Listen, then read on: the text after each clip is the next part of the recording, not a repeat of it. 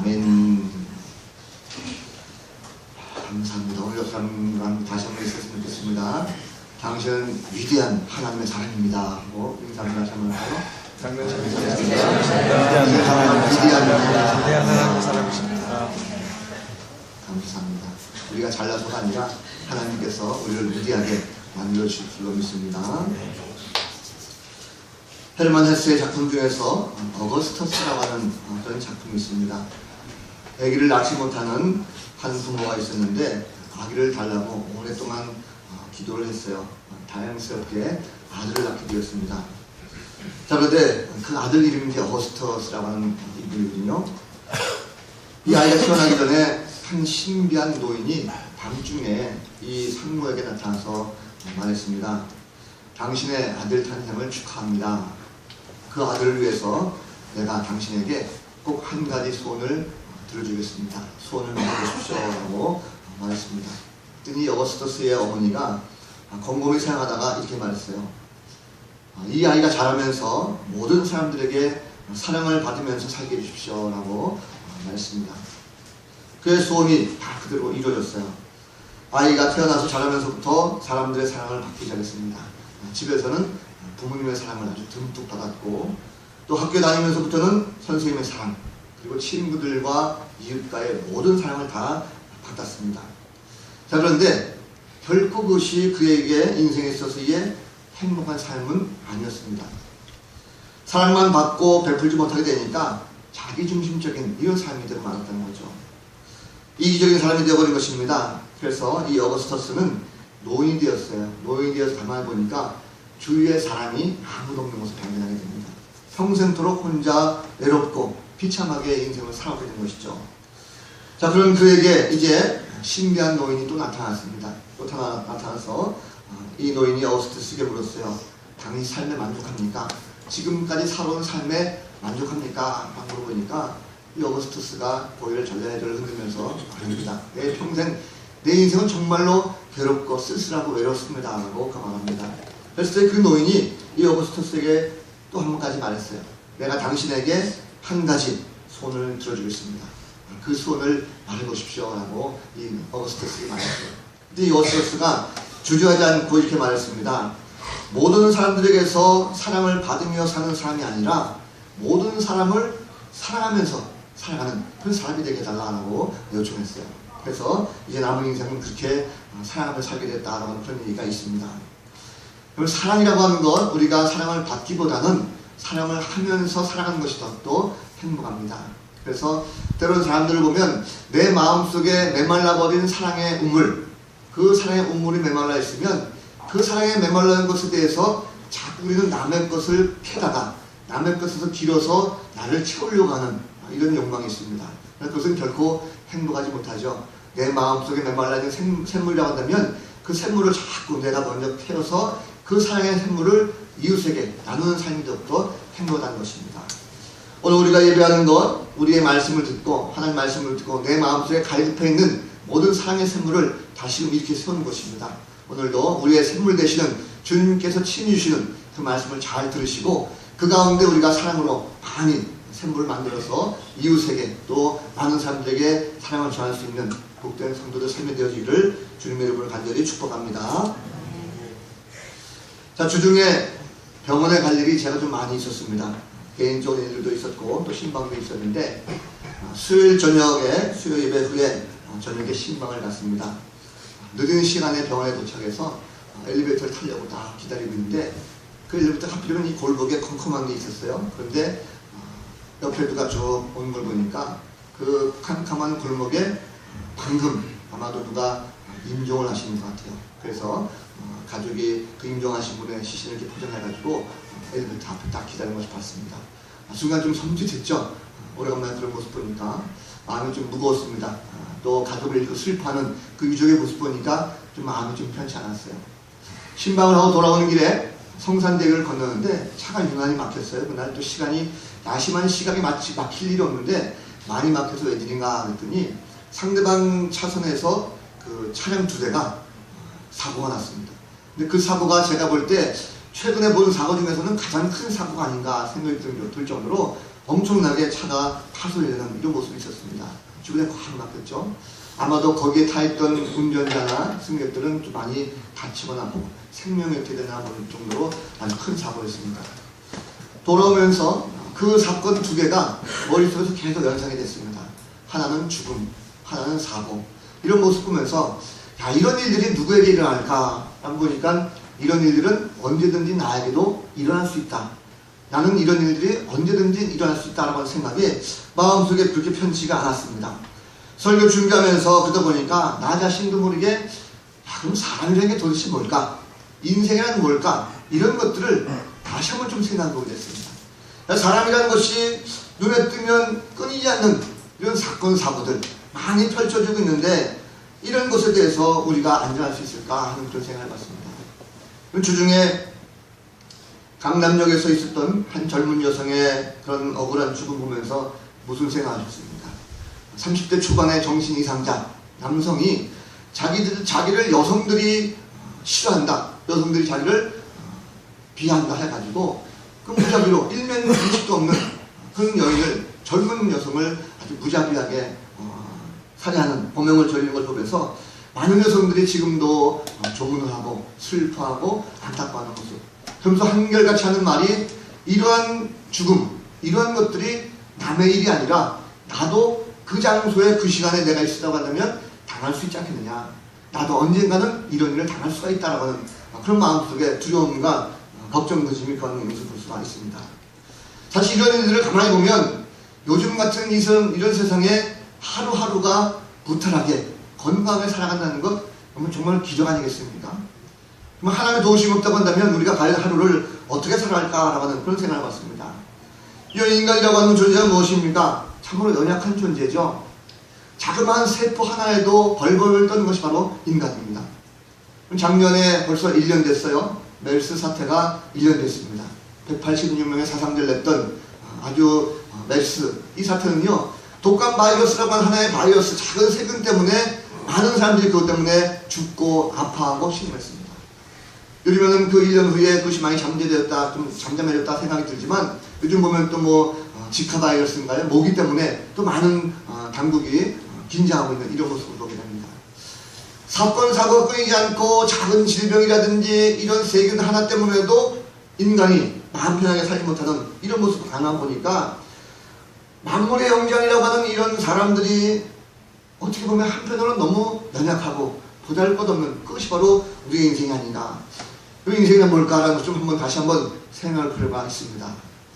이러한 고민과 생각은요, 저희만 하는 것이 아니라 아마 오래전부터 사람들이 많이 했을 거예요.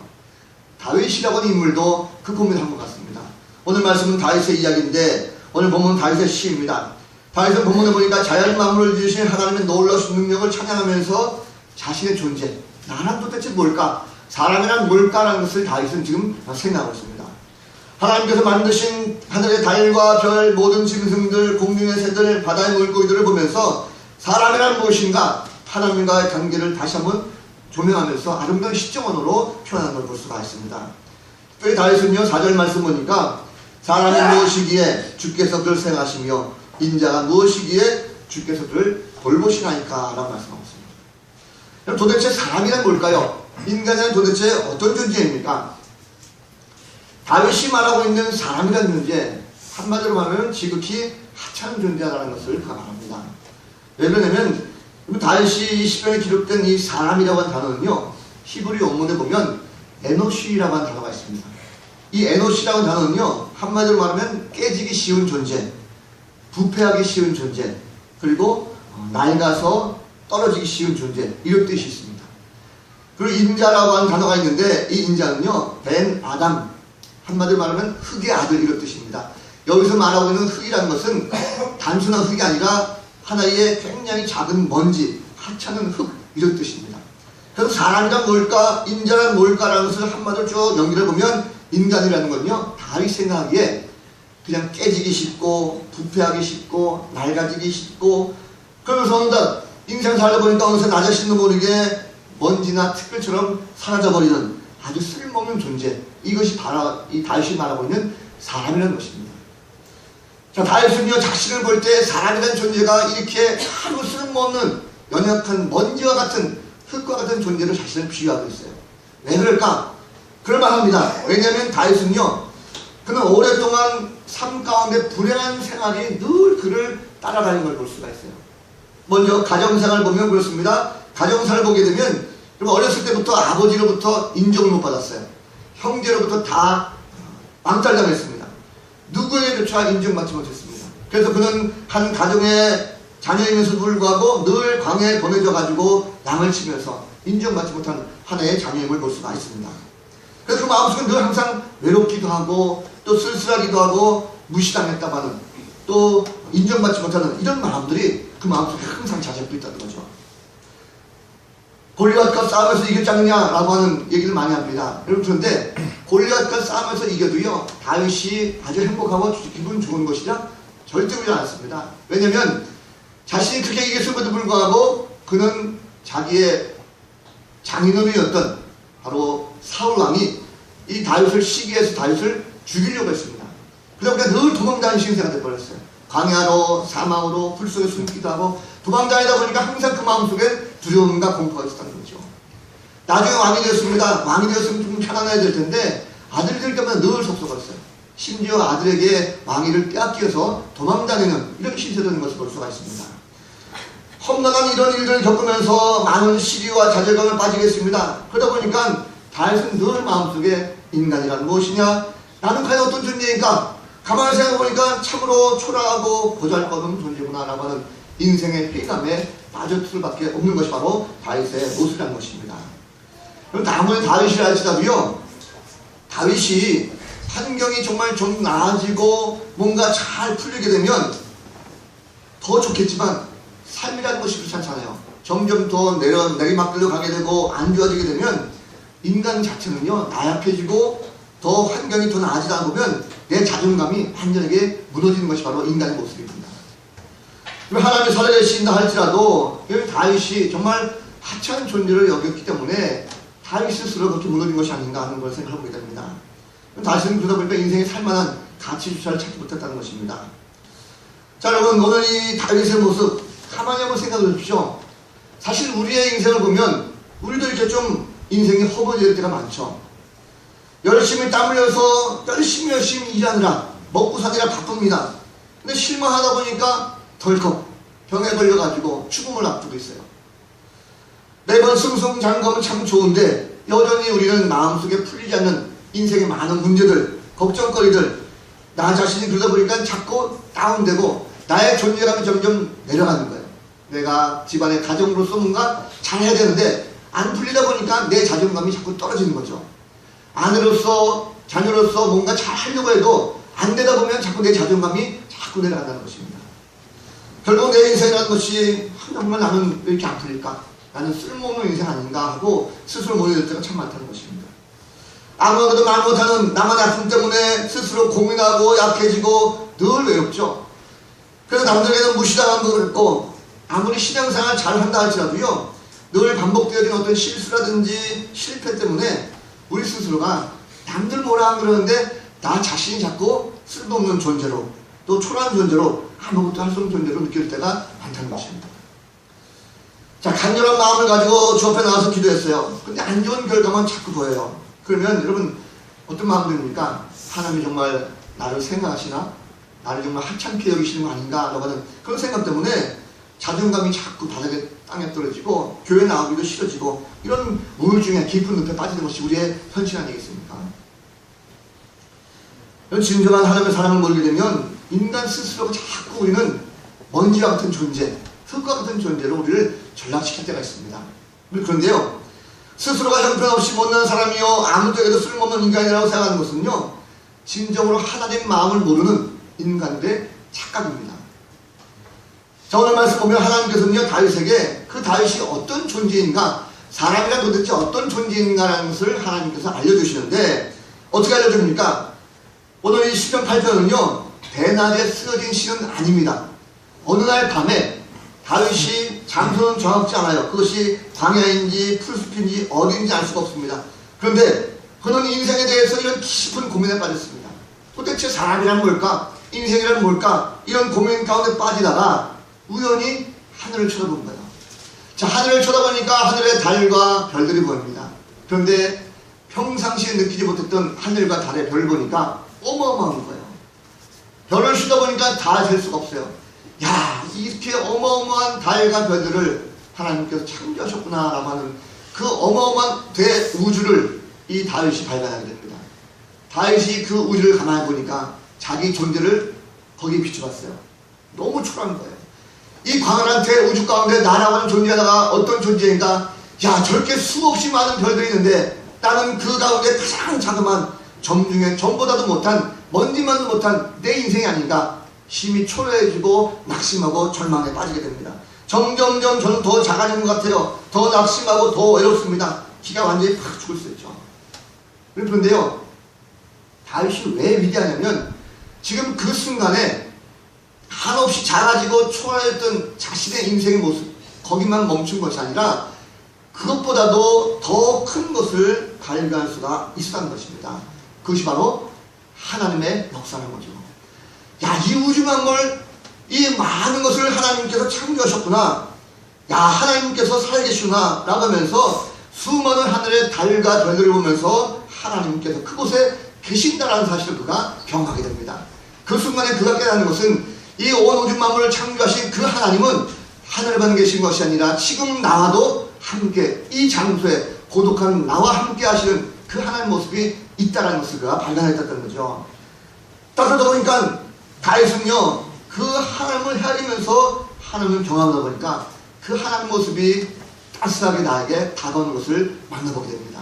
아, 그 하나님 어떤 하나님인가? 하늘을 보니까요, 그 하나님께서 너무너무나도 감사하고 사랑하는 그 모습을 찾아볼 수가 있어요.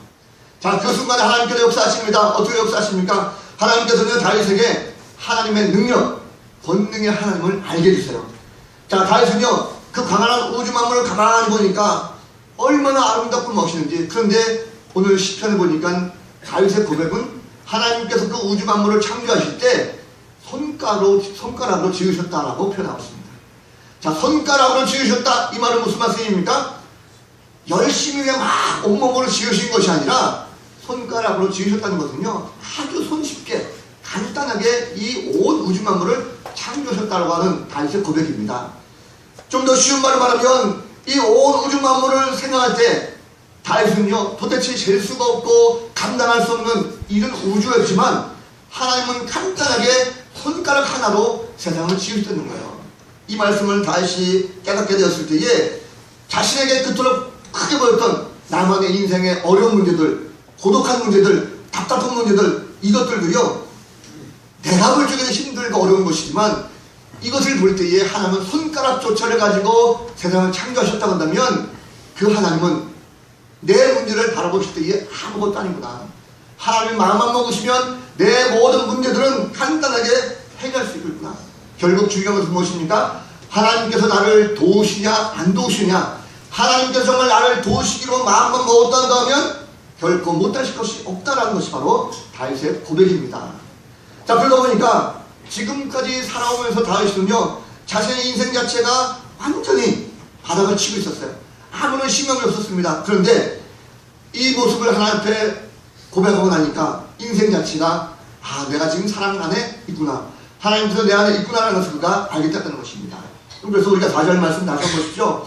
다윗이 말하고 있는 사람이 무엇이기에 주께서 그를 생각하시며 인자가 무엇이기에 주께서 그를 돌보시나이까. 이 뜻은요, 다윗이 어떤 마음을 가지고 하는 거냐면 참으로 하나님의 능력, 무한하신 하나님, 그 전능하신 하나님, 아무것도 거침이 없이 다 할 수 있는 하나님, 온 우주 만물을 창조하신 그 능력의 하나님이 아주 미비한 전보다도 더 못한 이런 존재, 나 같은 존재까지도 그 하나님은 생각하시고 그 하나님은 나 같은 이런 미미한 존재도 돌봐주십니까? 하면서 나같이 연약한 자를 돌봐주시는 그 하나님 앞에 감사하고 찬양하는 그 모습이 바로 4절 모습입니다. 여러분, 이것이 바로 하나님의 전적인 은혜요, 사랑이라는 것을 다윗이 고백하는 거죠. 오늘 현실 속에 살아가는 우리 많은 사람들이 있습니다. 여러분, 성도들 한번 가만히 생각해 보세요. 우리가 얼마나 많은 상처와 고민을 갖고 있습니까? 살다 보면 여러분 인간관계 때문에, 물질 때문에, 질병 때문에, 이런 기타 많은 문제 때문에 상처받고 좌절하는 경우가 많이 있지 않습니까? 그러다 보니까 우리 스스로가 인간이라는 게 참 뭐냐? 인생이라는 게 왜 이렇게 힘드냐? 인생에 살만한 가치가 없는 거 아니야? 하면서 회의에 빠질 때가 참 많습니다. 그런데 꼭 기억하시기 바랍니다. 우리는 지금 내가 당면한 문제가 태산처럼 커 보이기도 하고 정말 아무것도 알 수 없고 아무것도 내가 할 수 없는 완전히 바닥을 친다 할지라도요, 이것은 정중에 점에 불과한 사실입니다. 하나님께서 보시고 하나님께 그것을 맡기기만 하면 내가 해결하는 것이 아니라 하나님께서 그걸 해결해 주실 것이고, 그 하나님께만 맡기고 나간다면, 그 문제를 하나님만 내어놓기만 한다면 하나님 보시기에 아무것도 아닌 거죠. 여러분, 그런데 왜 그렇게 많이 고민하시고 걱정하십니까? 하나님 앞에 나가면 그건 결코 문제가 안 된다는 사실을 꼭 기억하시기 바랍니다. 2차 세계대전 때의 일입니다.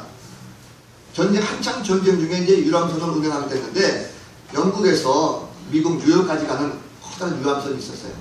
그런데 이 유람선에 선장이 이제 출항을 하다 보니까 이제 적들이 오면 피할 수 없으니까 걱정이 많이 되잖아요. 근데 이제 상부로부터 지시가 내려왔습니다. 어떤 지시가 있었냐면, 이제 항해를 하게 되는데 선장 개인의 생각이나 판단하지 말고 무조건 무전기에 의해서 무전기의 지시를 따라라고 명령을 받았어요. 그래서 선장이 그렇게 하겠다라고 출항을 했습니다. 근데 하루가 지나고 이틀 지나고 며칠 지난 다음에 보니까 똑똑하니 상대방 맞은편에 적의 군함이 오고 있는 거예요. 이 선장은 얼마나 겁이 나겠습니까?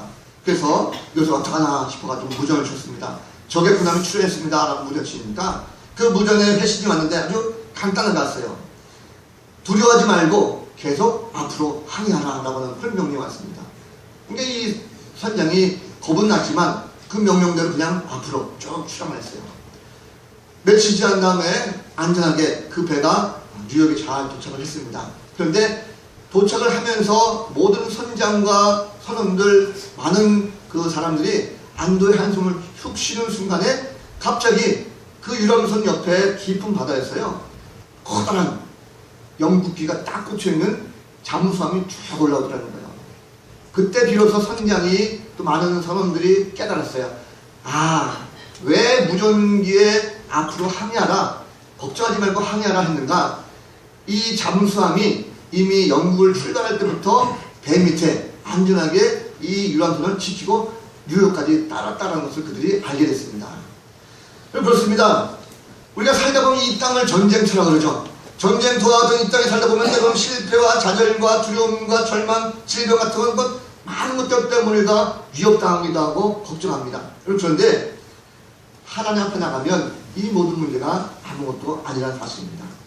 아무리 큰 문제라 할지라도 하나님께 맡기게 된다면 결코 해결하지 못할 것이 없다는 거죠.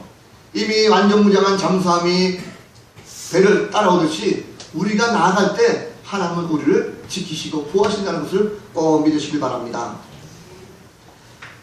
또 하나님께서는요, 다윗에게 이 사람이란 어떤 존재인가라는 말씀하실 때 하나님보다 조금 못하게 하시고 영화와 존귀로 가는 쉬우신 존재라는 것을 깨닫게 하셨어요.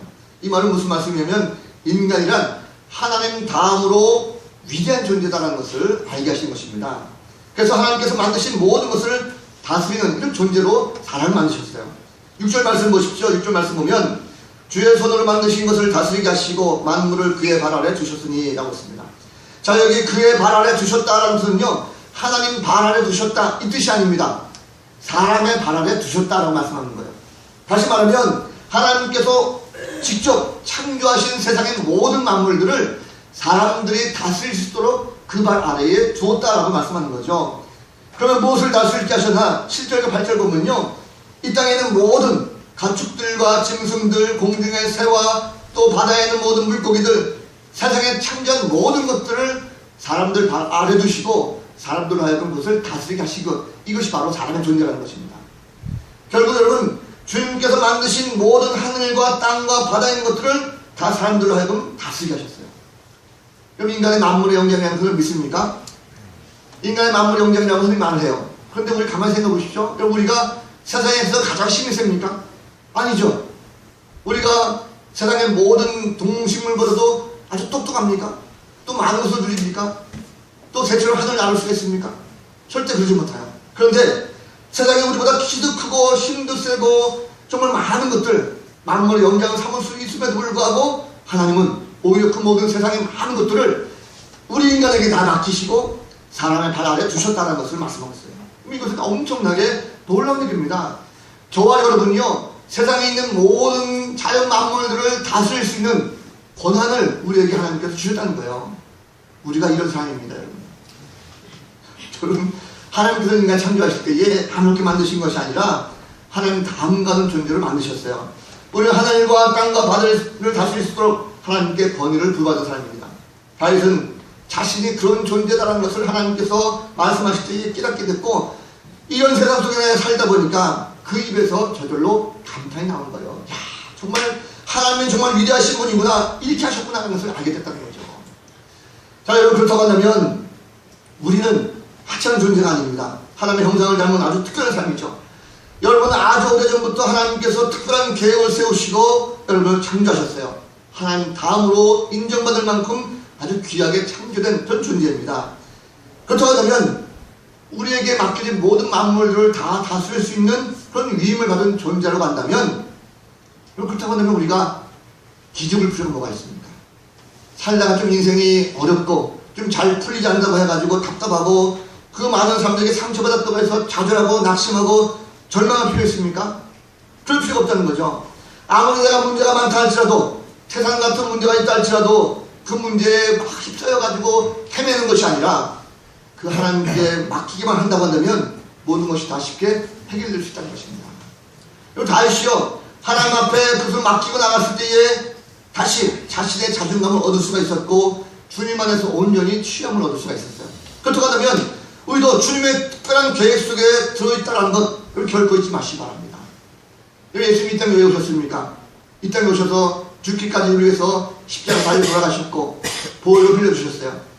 주님이 이 땅에 오신 목적이 바로 여러분들을 위해서 정말 존귀한 자녀요, 존귀한 하나님의 했던 백성이기 때문에 여러분들을 위해 가지고 주님이 친히 이 땅에 오셔서 죽으시고 여러분들 살려주신 거예요. 그만큼 존귀한 존재요, 가치가 있다는 사실입니다. 여러분, 우리가 하나님의 사랑을 깊이 알아야 됩니다. 하나님의 사랑은요, 특별히 자녀들을 사랑하실 때 영원토록 사랑하시는 거예요. 멈춤이 없이 지속적으로 사랑하십니다. 그 하나님의 사랑은 끝이 없어요. 우리가 아무리 흙과 같이 먼지와 같이 연락한 존재를 할지라도 하나님은 그것이 되지 않습니다. 우리를 창조하시고 보시기에 심히 좋았더라 말씀하시면서 감동하시고 감격하셨던 것이 바로 여러분을 만드시고 하나님이 기뻐하셨다니까요. 그렇다고 한다면 여러분, 그 하나님의 사랑을 우리가 알고 나간다 한다면 우리는 하나님의 능력을 다시금 회복할 수가 있습니다. 세상의 능력은 한계가 있습니다. 그런데 하나님께서 주신 능력은요, 한계가 없어요. 그 능력을 붙들고 나간다고 한다면 세상의 그 어떤 것들도 다 헤쳐나갈 수 있는 능력이 우리 가운데 있게 될 줄로 믿습니다.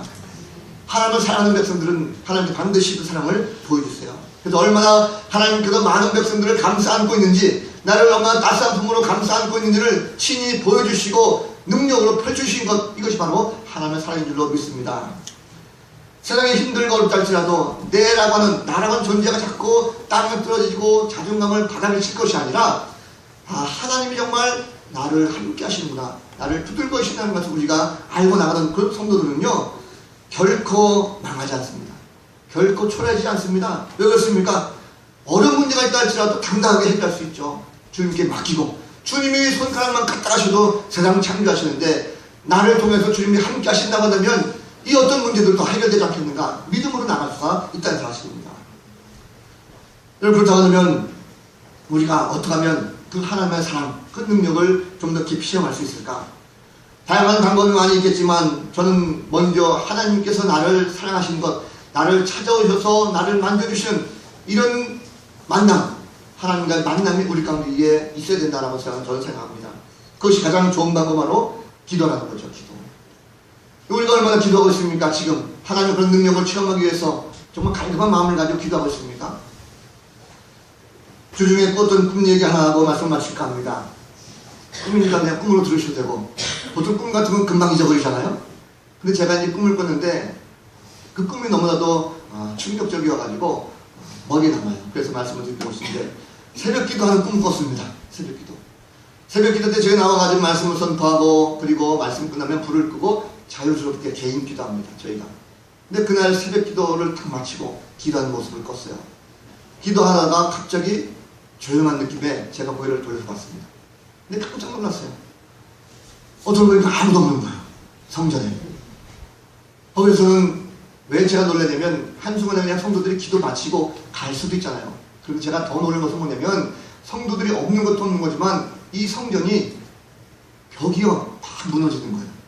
막 벽지가 뜯어지고 천장에서 먼지가 떨어지고 바닥이 일어나고 교회 모든 비품들이 다 없어지고 있어요. 깜짝 놀랐습니다. 그래서 제가 가지고 잠을 못 이루고 왜 그럴까? 도대체 이게 뭘까? 하나님께 주신 사인이 뭘까? 라고 했는데 왜 성전이 무너지고 해파한다는 건요 엄청난 충격입니다. 다시 말하면 우리가 영적으로 메말라 있다는 거죠. 성전이라는 것을 우리가 흔히 말할 때 뭐라 말합니까? 성전은 눈에 보이는 건물이 아니에요.